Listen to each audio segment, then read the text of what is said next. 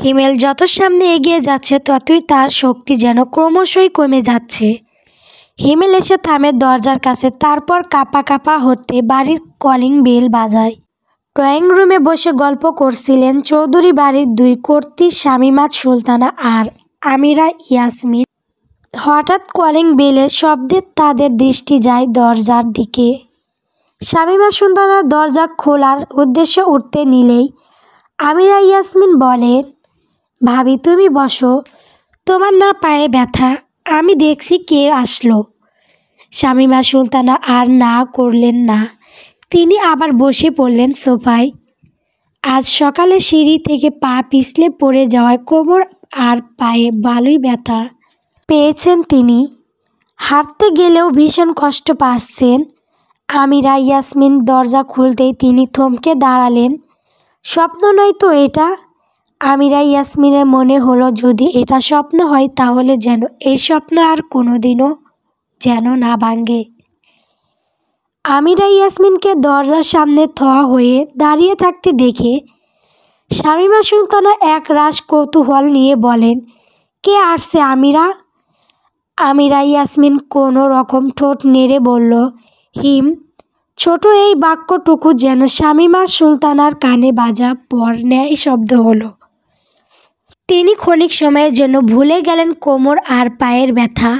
দৌড়ে যান দরজার কাছে। আমিরা ইয়াসমিনকে পাশ কাটিয়ে দরজার থাকা ছেলেটির বুকে ঝাঁপিয়ে পড়েন। আমার কলিজাটা বলে হাউমাউ করে কেঁদে উঠে তিনি। হিমেল ঠোঁট কামড়ে নিজের কান্নাগুলো গিলে ফেলার চেষ্টা করে। নিজের দু হাত দিয়ে মায়ের মাথাটা শক্ত করে বুকে চেপে ধরে। হিমেলর চোখ পড়ে আমিরা ইয়াসমিনের দিকে। তিনিও শাড়ির আঁচলে মুখ চেপে কাঁদছেন। হিমেল ডান হাত দিয়ে আমিরা ইয়াসমিনকেও নিজের বুকে জড়িয়ে নেয়। ড্রয়িং রুমে কান্নার শব্দ পেয়ে হাওয়ার বুক কেঁপে ওঠে। হাওয়া দ্রুত পায়ে সিঁড়ি দিয়ে নিচে নামে।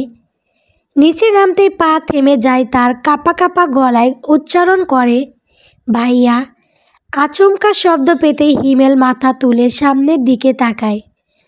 তাকিয়েই দেখতে পায় একটি স্নিগ্ধ মুখ, তার ছোট্ট মিষ্টির পরি হাওয়া। হিমেল হাত দিয়ে ইশারা করে বোনকে ডাকে তার কাছে আসার জন্য। হাওয়া দৌড়ে যায় ভাইয়ের কাছে। হিমেল বোনকেও নিজের সাথে জড়িয়ে নেয়। সবাই ফুপিয়ে ফুপিয়ে কাঁদছে। হিমেল সবার কান্না থামানোর জন্য বলে, আমি এ বাড়িতে তোমাদের হাসি দেখতে এসেছি, কান্না দেখতে নয়। তোমরা যদি এত কান্না করো তাহলে কিন্তু আমি এখান থেকেই চলে যাব। ব্যাস, সবার কান্না বন্ধ। তারা সবাই জানে হিমেল চৌধুরী এক কথার মানুষ। শামীমা সুলতানা শাড়ির আঁচল দিয়ে চোখ মুছে ছেলেকে নিয়ে বাড়ির ভিতরে ঢুকেন। হিমেল বাড়ির ভিতরে ঢুকে বাড়ির প্রতিটা কোণ খুঁটিয়ে খুঁটিয়ে দেখে। এই বাড়ির প্রতিটা দেওয়ালে লুকানো তার শৈশব আর কৈশোর জীবনের মধুময় স্মৃতি। হিমেল তার মাকে সোফায় বসিয়ে নিজেও সোফায় বসে পড়ে। মায়ের কোলে মাথা রেখে বাচ্চাদের মতো আবদার করে, মাথায় একটু হাত বুলিয়ে দিবে আম্মি। শামীমা সুলতানা ছেলের মাথায় আদুরের সহিত হাত বুলিয়ে দেন। আমিরা ইয়াসমিন হিমেলকে বলেন, বড় আম্মু, আমি আপনার পছন্দের পায়েস বানিয়ে দেই। হিমেল মুচকি হেসে বলে, আচ্ছা ছোটো মা। হাওড়া বলে, আমি খুব সুন্দর করে নুডলস বানাতে পারি, আমি তোমার এখনই বানিয়ে দিচ্ছি। কথাগুলো বলেই আমিরা ইয়াসমিন আর হাওড়া ছোট্ট কিচেনের দিকে। হিমেল হাসে বোনের পাগলামি দেখে। হঠাৎ করে হিমেলের চোখ পড়ে সিঁড়ির কাছে দাঁড়ানো একটি মেয়ের। মেয়েটির কেমন হাসি মুখে তাকিয়ে আছে তার দিকে। হিমেল তার মায়ের দিকে তাকিয়ে বলে, আমি এটা কে? শামীমা সুলতানা বলেন, ও প্রিয়ন্তী। প্রিয়ন্তী, এদিকে আয়। প্রিয়ন্তী গুটি গুটি পায়ে হিমেলের দিকে আগায়। হিমেল প্রিয়ন্তীর থেকে চোখ সরায়, তারপর দৃষ্টি বোলায় সিঁড়ির দিকে, কিন্তু কাঙ্ক্ষিত মানুষটাকে চোখে পড়ে না তার। তপ্ত শ্বাস ছাড়ল হিমেল। শামীমা সুলতানার দিকে তাকিয়ে বলল, বাঁধন, পূর্ণতা, ওরা দুজন কই আম্মি? হিমেলের কথায় শামীমা সুলতানা বলেন, বাঁধনের জ্বর আসছে ও ওর রুমে ঘুমিয়ে আছে। আর পূর্ণ ও তো এখনও কলেজ থেকে ফেরেনি। হিমালয়ের চোয়াল শক্ত হয়ে আছে, ফেরেনি মানে তার মতে এখন পূর্ণতার বাড়িতে থাকার কথা। বাড়িতে না এসে কোথায় গেছে ওই বেয়াদবটা? হিমেল সোফা থেকে উঠে দাঁড়ায়, তারপর শামীমা সুলতানার দিকে তাকিয়ে বলে, আমি বাঁধনকে দেখে আসি। শামীমা সুলতানা মাথা নেড়ে বলেন, আচ্ছা আব্বু। হিমেল বসার ঘর থেকে চলে আসে বাঁধনের ঘরে। হিমেল বাঁধনের রুমে ঢুকতেই দেখে বাঁধন ঘুমিয়ে আছে। হিমেল ঘুমন্ত ছোট্ট ভাইয়ের শিরে বসে আদরে স্পর্শ মাথায় হাত বুলিয়ে দেয়, তারপর গাঢ় একটা চুমু এঁকে দেয় ভাইয়ের কপালে। সে বাড়িতে না থাকলেও বাঁধন তার বাবার চোখ এড়িয়ে তার সাথে সাথে থাকে। হিমেল খাট থেকে উঠে দাঁড়ায়, তারপর রুম থেকে বের হবার উদ্দেশ্যে পা বাড়াইতেই মেঝেতে পড়ে থাকা কিছুর সাথে পা পেঁচিয়ে পড়ে যেতে নেয় হিমেল। কিন্তু খাটের কর্নারে ধরে নিজেকে সামলে নেয় সে। বিরক্তিতে সচক শব্দ করে নিজ দিকে তাকায় হিমেল। নিজ দিকে তাকাতেই বুক উচকে আসে তার। নিচে পড়ে থাকা জিনিসটা হাতে তুলে নেয় হিমেল। তারপর বাঁধনকে ব্যস্ত হয়ে ডাকে। ভাইয়ের কণ্ঠস্বর শুনে ঘুমন্ত বাঁধন চোখ মেলে তাকায়। বড় ভাইকে নিজের রুমে দেখে ভূত দেখার মতো চমকে ওঠে। তড়িঘড়ি করে উঠতে নিলেই হিমেল বাঁধনকে বিছানায় চেপে ধরে। বাঁধন অবাক হয়ে বলে, ভাইয়া তুমি এখানে? আমার তো বিশ্বাস হচ্ছে না। হিমেল গম্ভীর গলায় বলে, সব কথা পরে হবে, তার আগে তুই বল, তুই কি পরে ঘুমিয়েছিলি? বাঁধন নিজের বিখ্যাত ক্যাবলা মার্কা হাসি দিয়ে বলল, সব থেকে প্রশান্তির জিনিস লুঙ্গি। জানো তো ভাইয়া, আমি আজ প্রথম লুঙ্গি পরে ঘুমিয়েছি, কিন্তু আমার মনে হচ্ছে আমি কিছুই পরিনি। হিমেল চোখ ছোট ছোট করে বলল, আচ্ছা তা তোর লুঙ্গি কই? বাঁধন নিজের ওপর থেকে কাঁথা সরিয়ে দিয়ে বলে, এই যে আমার পুরো কথা শেষ করতেই পারল না বাঁধন। তার আগেই নিজের অবস্থা দেখে তাড়াতাড়ি করে আবার কাঁথা জড়িয়ে নেয়। চিৎকার করে উঠল, কে যেন আমার ইজ্জত লুটে নিয়ে গেছে গো আম্মি। তোমার ছেলের আর বিয়ে হবে না। বাঁধনকে কাঁথা সরাতে দেখে হিমেল নিজের চোখ বুজে নিয়েছিল। বাঁধনের চিৎকার শুনে হিমেল ধমকে উঠে বাঁধনকে, ইডিয়েট, যেটা পড়তে পারিস না সেটা পড়িস কেন? হিমেল নিজের হাতে থাকা বাঁধনের লুঙ্গিখানা বাঁধনের দিকে ছুঁড়ে দিয়ে বলে, এটা পর এখনই বাঁধর যেন কোথাকার। বাঁধন দুহাতে নিজের মুখ ডেকে লজ্জা পাওয়ার ভান ধরে বলে, সি সি ভাইয়া, তুমি এটা কি বলছো? আমি তোমার সামনে লুঙ্গি পরবো, আমার বুঝি লজ্জা করে না? হিমেল দাঁতে দাঁত চেপে, আমি তোকে আমার সামনে চেঞ্জ করতে বলি নাই গাধা, ওয়াশরুম থেকে চেঞ্জ করে আয়, তোর সাথে আমার কিছু কথা আছে। বাঁধন অসহায় মুখ করে বলে, তুমি চোখ বন্ধ করো ভাইয়া, তা না হলে ওয়াশরুমে যাওয়ার আগেই আমার সব কিছু শেষ হয়ে যাবে। হিমেল ফোঁস করে একটা নিঃশ্বাস নিয়ে বলল, আচ্ছা তুই যা, আমি চোখ বন্ধ করছি। পূর্ণতা বাড়ি ফিরে ফুরফুরে মেজাজে দরজার সামনে দাঁড়িয়ে কলিং বেল বাজায়। 2 মিনিট পর দরজা খুলে প্রিয়ন্তী। পূর্ণতা বাড়ির ভেতর ঢোকে। তার চোখ পড়ে প্রিয়ন্তীর ওপরে, কেমন যেন মিটমিট করে হাসছে প্রিয়ন্তী। পূর্ণতার বুক কুঁচকে আসে। এই হাসির মধ্যে যে একটা রহস্য লুকিয়ে আছে তা বুঝতে পারছে সে। প্রিয়ন্তী পূর্ণতার ডাকে ভাবনার জগৎ থেকে বের হয়। প্রিয়ন্তী বনুর দিকে তাকিয়ে বলে, বলো, কি বলবে আপু? পূর্ণতা বিরক্তি হয়ে বলে, তুই এভাবে হাসছিস কেন বলতো? প্রিয়ন্তী মাথা নিচু করে বলে, এমনি। পূর্ণতার কোষ কানো ভ্রু আরও কুঁচকে আসে। তার বোনকে তো সে চিনতেই পারছে। এমনি সময় হাসছিস কেন জিজ্ঞেস করলে বলে, আমি হাসছি তাতে তোমার কি? আমি কি তোমার মতো সিসকা দনে নাকি? যে কোনো কিছু হলে ব্যা ব্যা করে কাঁদব। পূর্ণতা ঠোঁট কামড়ে বলল, কাহিনী কি বলতো? তোকে তো ঠিক সুবিধার মনে হচ্ছে না। প্রিয়ন্তী এবার একটু লাজুক হাসল, তারপর বলল, বাড়িতে হিমেল ভাই আসছেন। পূর্ণতা খিলখিলিয়ে করে হেসে উঠল। তার কাছে মনে হলো প্রিয়ন্তীর বলা কথাটা তার লাইফের সেরা জোক ছিল। পূর্ণতা হাসি চেপে বলল, ওহ রিয়েলি? না ঘুমিয়ে স্বপ্ন দেখলে যা হয় আর কি। যা যা ঘুমিয়ে পড়। প্রিয়ন্তী মুচকি হেসে বলে, আজ তো আমার চোখে ঘুম ধরা দেবে না আপু। আমি চোখ বন্ধ করলেই শুধু হিমেল ভাইয়ের মুখ ভেসে উঠছে। কি করে ঘুমাবো বলো? প্রিয়ন্তীর কথায় পূর্ণতার মুখ হা হয়ে যায়। পূর্ণতা অবাক হয়ে বলে, এই মেয়ে, এই বয়স কত তোর? যেই না টুকুন লিলিপট বলে কিনা চোখ বন্ধ করলেই ওর মুখ ভেসে ওঠে। প্রিয়ন্তী পূর্ণতাকে বংশী কেটে বলে, আমি মোটেও ছোট নই। এই ডিসেম্বর মাসে আমার 7 বছর পড়বে। আমি কি তোমার মতো নাকি 31 দাঁতের প্রতিবন্ধী? বোনের কথায় তেতে উঠে পূর্ণতা, এই কি বললি তুই আমায়? আমি 31 দাঁতের প্রতিবন্ধী?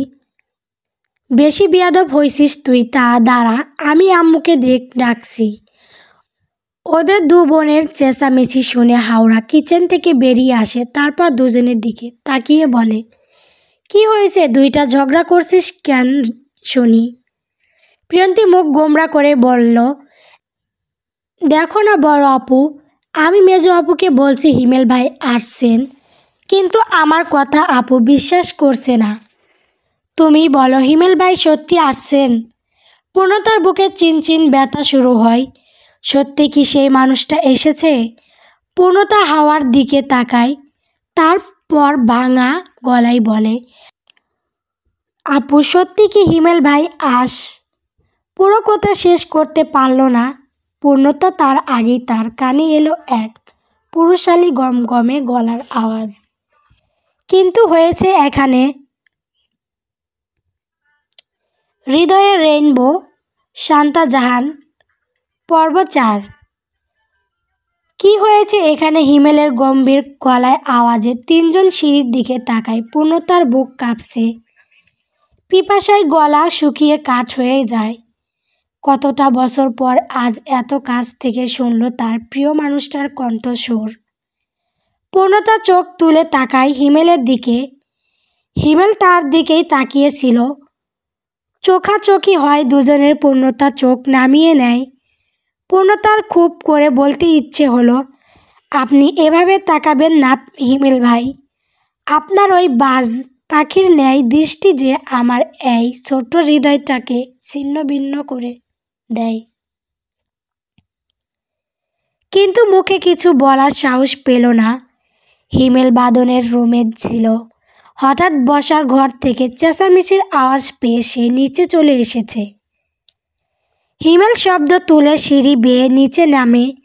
হিমেল নিচে নেমে পূর্ণতার সামনে দাঁড়ায়। তারপর বউ উঁচিয়ে জিজ্ঞেস করে, কি হয়েছে এখানে? পূর্ণতা আর প্রিয়ন্তী মাথা নিচু করে দাঁড়িয়ে রইল। তাদের দুজনের মুখে কোনো কথা নেই। ওদের দুজনকে চুপ থাকতে দেখে হাওড়া বলল, কি আর হবে, এরা দুজন সারাদিন টম জেরির মতো একে অন্যের পিছনে লেগে থাকে। হিমেল দৃষ্টি বুলায় পূর্ণতার দিকে, তারপর গম্ভীর গলায় বলে, পূর্ণতা তোর রুমে যা, ফ্রেশ হয়ে আমার রুমে আসবি, সময় জাস্ট 10 মিনিট হয়। পূর্ণতা একটা শুকনো টোক গিলে তারপর হিমেলকে পাশ কাটিয়ে সিঁড়ি বেয়ে চলে যায় নিজের রুমের দিকে। আর বেচারি প্রিয়ন্তীর মুখ ভোঁতা করে কিচেনের দিকে গেল। তার হিমেল ভাই তো তাকেও ডাকতে পারত। তার আপু থেকে সে বেশি কাজ করতে পারে। হঠাৎ হিমেলের চোখ পড়ে হাওয়ার দিকে। চুলার আগুনের তাপে মেয়েটির ফর্সা মুখখানা কেমন লাল হয়ে উঠেছে। হিমেল আদুরের সহিত বোনকে ডাকে, হাওড়া এদিকে আয়। হিমেলের ডাকে হাওড়া ভাইয়ের কাছে গিয়ে দাঁড়ায়। হিমেল পকেট থেকে রুমাল বের করে বোনের মুখের ঘাম মুছে দিয়ে বলে, তোকে আর রান্নাঘরে যেতে হবে না। এইটুকু সময়ের ভিতর নিজের কি অবস্থা করছিস খেয়াল আছে তোর?